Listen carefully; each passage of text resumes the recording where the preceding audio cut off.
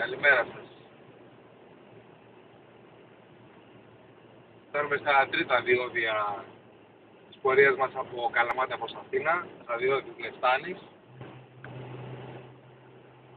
τα οποία και αυτά θα τα περάσουμε χωρίς να πληρώσουμε διόδια.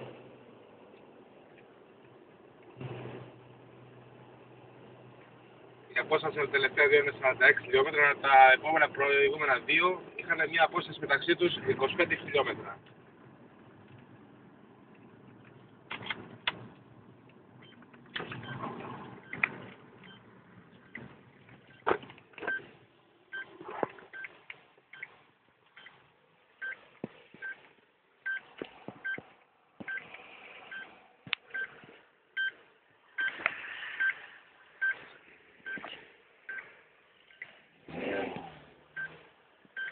Καλημέρα, χρόνια πολλά. Δεν θα πληρώσουμε διόδια. Θα γράψετε τον αριθμό μας.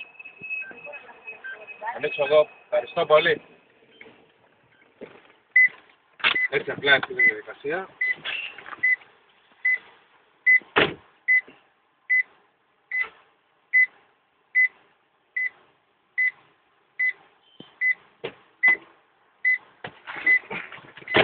Κατεβαίνετε, σπρώχνετε την μπάρα, λέτε ένα χρόνια πολλά και συνεχίζετε τη διαδρομή σας.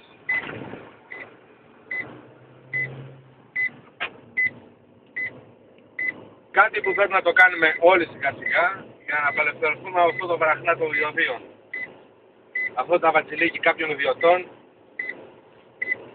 που θέλουμε για μια απόσταση ενός ταξιδίου 200 χιλιόμετρων 13 ευρώ διόδια. Αυτά. Καλημέρα σας και συνεχίζουμε για τα επόμενα.